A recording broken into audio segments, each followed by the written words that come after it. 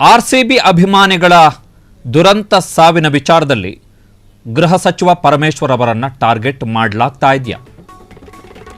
CM Siddaramaiah ಮತ್ತು DCM D K ಶಿವಕುಮಾರ್ಗೆ IPL shock, ಪರಮೇಶ್ವರ್ಗೆ ಲಾಟರಿ. ಐಪಿಎಲ್ ದುರಂತದ ಬಗ್ಗೆ ರಹಸ್ಯ ವರದಿಯನ್ನು ತರಿಸಿಕೊಂಡಿದೆ ಕಾಂಗ್ರೆಸ್ನ ಹೈಕಮಾಂಡ್ ಅಂತ ಹೇಳಿದ್ರೆ ದೆಹಲಿಯಲ್ಲಿ ಕೂತಿರುವಂತಹ ಕಾಂಗ್ರೆಸ್ನ ನಾಯಕರು. ಪರಮೇಶ್ವರ್ ಅವರನ್ನ ಟಾರ್ಗೆಟ್ ಮಾಡಲಾಗ್ತಾ ಇದೆಯಾ?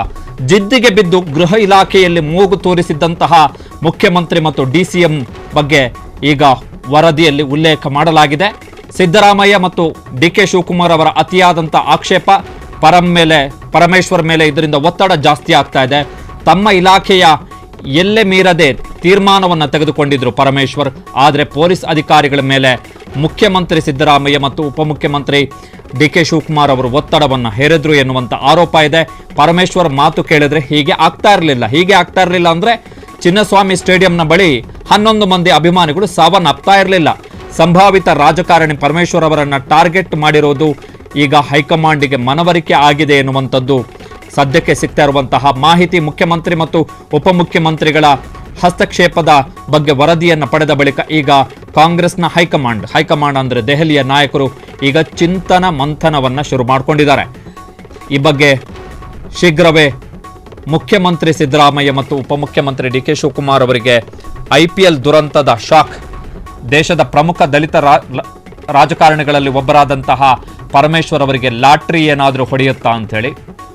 ಲಾಟ್ರಿ ಹೊಡೆಯೋದಂತ ಹೇಳಿದ್ರೆ ಪರಮೇಶ್ವರ್ ಮುಖ್ಯಮಂತ್ರಿ ಆಗಬೇಕು, ಇಲ್ಲ ಅವರ ಖಾತೆ ಬದಲಾವಣೆಯಾಗಿ ಯಾವುದಾದ್ರೂ ದೊಡ್ಡ ಖಾತೆ ಪರಮೇಶ್ವರ್ ಅವರಿಗೆ ಸಿಗಬೇಕು.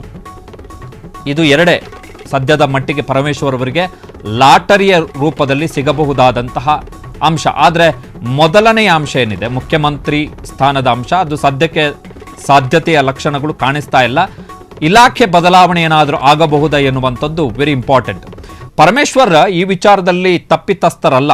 ಈ ಚಿನ್ನಸ್ವಾಮಿ ಸ್ಟೇಡಿಯಂನ ವಿಚಾರದಲ್ಲಿ ಪರಮೇಶ್ವರ್ ಅವರನ್ನು ತಪ್ಪಿತಸ್ಥರು ಅಂಥೇಳಿ ನೇರವಾಗಿ ಹೇಳೋಕ್ಕಾಗಲ್ಲ. ಕಾರಣ ಪರಮೇಶ್ವರ್ ಕಾರ್ಯಕ್ರಮಕ್ಕೆ ಒಪ್ಪಿಗೆಯನ್ನೇ ಕೊಟ್ಟಿರಲಿಲ್ಲ. ಕಾರ್ಯಕ್ರಮಕ್ಕೆ ಪರಮೇಶ್ವರ್ ಅವರು ಆಸ್ ಎ ಹೋಮ್ ಮಿನಿಸ್ಟರ್ ಒಪ್ಪಿಗೆಯನ್ನು ಕೊಟ್ಟಿರಲಿಲ್ಲ. ಪೊಲೀಸ್ ಅಧಿಕಾರಿಗಳ ಜೊತೆಗೆ ಸಭೆಯನ್ನು ನಡೆಸಿದ ಬಳಿಕ ಪರಮೇಶ್ವರ್ ಅವರು ಒಂದು ಸ್ಟೇಟ್ಮೆಂಟ್ ಅನ್ನು ಕೊಟ್ಟರು. ಐಪಿಎಲ್ ಕಾರ್ಯಕ್ರಮಕ್ಕೆ ಸನ್ಮಾನ ಕಾರ್ಯಕ್ರಮಕ್ಕೆ ಸಂಬಂಧಪಟ್ಟ ಹಾಗೆ ತೆರೆದ ಬಸ್ನಲ್ಲಿ ಆರ್ಸಿಬಿ ಆಟಗಾರರ ಪರೇಡ್ ಇಲ್ಲ ಅಂಥೇಳಿ ಪರಮೇಶ್ವರ್ ಅವರು ಸ್ಪಷ್ಟನೆಯನ್ನು ಕೊಟ್ಟಿದ್ರು ಜೂನ್ 4ನೇ ತಾರೀಕು. ಕಾರಣ ಏನು ಅಂತ ಹೇಳಿದ್ರೆ ಭದ್ರತೆಯ ಸಮಸ್ಯೆ ಇದೆ ಅಂತೇಳಿ. ಭದ್ರತೆಯ ಸಮಸ್ಯೆ ಅಂತ ಹೇಳಿದ್ರೆ ಪೊಲೀಸರ ನಿಯೋಜನೆ ಆಗಬೇಕಲ್ಲಿ, ಟ್ರಾಫಿಕ್ ಮ್ಯಾನೇಜ್ಮೆಂಟ್ ಆಗಬೇಕು, ಟ್ರಾಫಿಕ್ ಕಂಟ್ರೋಲ್ ಆಗಬೇಕು. ಅಭಿಮಾನಿಗಳು ಲಕ್ಷಾಂತರ ಸಂಖ್ಯೆಯಲ್ಲಿ ಅಭಿಮಾನಿಗಳು ಬಂದಿದ್ದಾರೆ ಅಂತೇಳಿ ಸರ್ಕಾರವೇ ಅಧಿಕೃತವಾಗಿ ಹೇಳಿದೆ. ನಿಯರ್ಲಿ 2.5 3 ಲಕ್ಷದಷ್ಟು ಹೈಕೋರ್ಟಿಗೆ ಕೊಟ್ಟಂಥ ಮಾಹಿತಿಯ ಪ್ರಕಾರವೇ.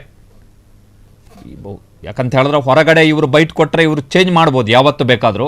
ಬಟ್ ಹೈಕೋರ್ಟಿಗೆ ಅಧಿಕೃತವಾಗಿ ಕೊಟ್ಟಿರುವಂತಹ ಮಾಹಿತಿಗಳ ಪ್ರಕಾರವೇ 2.5 ಲಕ್ಷದಿಂದ 3 ಲಕ್ಷದಷ್ಟು ಜನ ಅಭಿಮಾನಿಗಳು ಅನಿರೀಕ್ಷಿತ ಪ್ರಮಾಣಕ್ಕೆ, ಲೆಕ್ಕಾಚಾರ ಇದ್ದಿದ್ದೆಷ್ಟೋ 40ರಿಂದ 50 ಸಾವಿರ ಅಭಿಮಾನಿಗಳು ಬರ್ಬೋದು ಚಿನ್ನಸ್ವಾಮಿ ಸ್ಟೇಡಿಯಂಗೆ ಅಂತೇಳಿ ಲೆಕ್ಕಾಚಾರ ಇತ್ತು. ಬಟ್ 2.5ರಿಂದ 3 ಲಕ್ಷದಷ್ಟು ಅಭಿಮಾನಿಗಳು ಬಂದಿದ್ರು.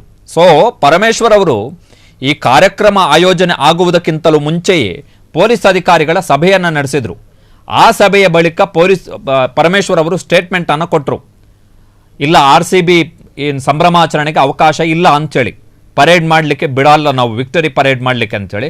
ಆ ಸಂದರ್ಭದಲ್ಲಿ ಜೆಡಿಎಸ್ ಮತ್ತು ಬಿಜೆಪಿ ಅವರು ಕೂಡ ಪರಮೇಶ್ವರ್ ಅವರನ್ನು ಟಾರ್ಗೆಟ್ ಮಾಡಿದ್ರು. ವಿರೋಧ ಪಕ್ಷಗಳಾಗಿ ಜೆಡಿಎಸ್ ಮತ್ತು ಬಿಜೆಪಿಯ ಲೆಕ್ಕಾಚಾರ ಬೇರೆ. ಬಟ್ ಪರಮೇಶ್ವರ್ ಅವರ ಇಲಾಖೆಯಲ್ಲಿ, ಗೃಹ ಇಲಾಖೆ, ಪೊಲೀಸ್ ಇಲಾಖೆಯಲ್ಲಿ ಮುಖ್ಯಮಂತ್ರಿಗಳಾದಂತಹ ಸಿದ್ದರಾಮಯ್ಯನವರು ಮತ್ತು ಉಪಮುಖ್ಯಮಂತ್ರಿಗಳಾದಂತಹ ಡಿಕೆ ಶಿವಕುಮಾರ್ ಅವರು ಹಸ್ತಕ್ಷೇಪ ಮಾಡಿದ್ದಾರೆ ಎನ್ನುವಂಥದ್ದು ಪ್ರಮುಖವಾಗಿರುವಂತಹ ಅಂಶ.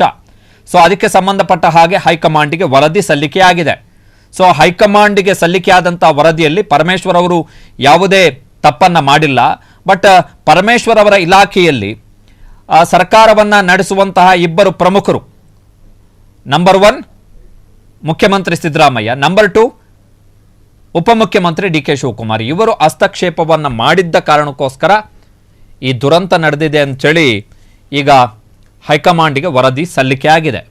ಸೊ ಹಾಗಾಗಿ ಮುಖ್ಯಮಂತ್ರಿ ಮತ್ತು ಉಪಮುಖ್ಯಮಂತ್ರಿಗೆ ಶಾಕ್ ಕೊಡುತ್ತಾ ಹೈಕಮಾಂಡ್ ಎನ್ನುವಂಥದ್ದು ಪ್ರಶ್ನೆ.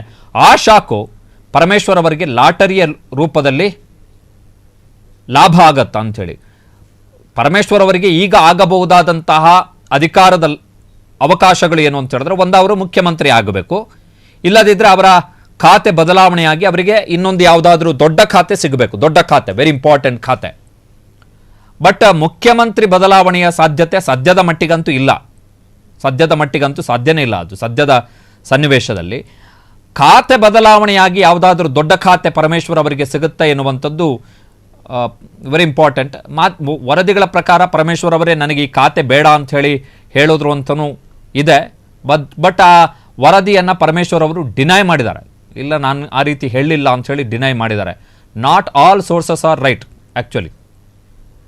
ಸೊ ಈಗ ಕಾಂಗ್ರೆಸ್ನ ಹೈಕಮಾಂಡ್ ಏನು ತೀರ್ಮಾನವನ್ನು ಕೈಗೊಳ್ಳುತ್ತೆ ಈ ದುರಂತಕ್ಕೆ ಸಂಬಂಧಪಟ್ಟ ಹಾಗೆ, ಪೊಲಿಟಿಕಲ್ ಎಕ್ಸಿಕ್ಯೂಟಿವ್ ರಾಜಕೀಯ ಕಾರ್ಯಾಂಗ ಏನಿದೆ, ಆ ರಾಜಕೀಯ ಕಾರ್ಯಾಂಗದ ಹೊಣೆಗಾರಿಕೆ ಅಂತ ಬಂದಾಗ ಈಗ ಕರ್ನಾಟಕದಲ್ಲಿ ಯಾರ ತಲೆದಂಡ, ಸರ್ಕಾರದ ಮಟ್ಟದಲ್ಲಿ, ಸರ್ಕಾರ ಅಂತ ಹೇಳಿದ್ರೆ ಅಧಿಕಾರಿಗಳ ಮಟ್ಟ ಅಲ್ಲ, not about bureaucracy, about political executive, ಅಲ್ಲಿ ಯಾರನ್ನು ತಲೆದಂಡ ಮಾಡ್ತಾರೆ ಕಾಂಗ್ರೆಸ್ನ ಹೈಕಮಾಂಡ್. ಈಗ ಆಲ್ರೆಡಿ ಡಿ ಕೆ ಶಿವಕುಮಾರ್ ಅವರು ದೆಹಲಿಗೆ ಹೋಗಿದ್ದಾರೆ, ಮುಖ್ಯಮಂತ್ರಿ ಸಿದ್ದರಾಮಯ್ಯನವರು ಕೂಡ ದೆಹಲಿಗೆ ಹೋಗ್ತಾರೆ. ಅಲ್ಲಿ 1-to-1 ಮೀಟಿಂಗ್ ಆಗುತ್ತೆ. ರಾಹುಲ್ ಗಾಂಧಿ, ಮಲ್ಲಿಕಾರ್ಜುನ ಖರ್ಗೆ ಅವರ ಜೊತೆಗೆ 1-to-1 ಮೀಟಿಂಗ್ ಆಗುತ್ತೆ. 1-to-1 ಮೀಟಿಂಗ್ ಆದಂತಹ ಸಂದರ್ಭದಲ್ಲಿ ಮೊದಲನೇ ಅಂಶ ಚರ್ಚೆಗೆ ಬರುವಂಥದ್ದೇ ಚಿನ್ನಸ್ವಾಮಿ ಸ್ಟೇಡಿಯಂ ಹೊರಗಡೆ ಆದಂತಹ ದುರಂತ. ಅದಕ್ಕೆ ಈಗ ಸ್ಪಷ್ಟನೆಯನ್ನು ಕೊಡಬೇಕು, ಸಮಜಾಯಿಷಿಯನ್ನು ಕೊಡಬೇಕು. ಆ ಸಮಜಾಯಿಷಿಯಿಂದ ಏನು ಕ್ರಮಗಳನ್ನು ಕೈಗೊಳ್ಳಲ್ಲ. ಇನ್ ಕೇಸ್ ಇಲ್ಲ ಸಮಜಾಯಿಷಿಯಿಂದ ತೃಪ್ತರಾಗದೆ ಹೋದರೆ, ಯಾಕೆ ಪೊಲೀಸ್ ಇಲಾಖೆಯಲ್ಲಿ ನೀವು ಹಸ್ತಕ್ಷೇಪ ಮಾಡಿದ್ರಿ ಅಂತೇಳಿ ಸಿದ್ದರಾಮಯ್ಯನವರು ಮತ್ತು ಡಿ ಕೆ ಶಿವಕುಮಾರ್ ಅವರನ್ನು ಕಾಂಗ್ರೆಸ್ನ ದೆಹಲಿಯ ನಾಯಕರು, ದೆಹಲಿಯಲ್ಲಿರ್ತಕ್ಕಂತಹ ನಾಯಕರು ಕೇಳಬಹುದು.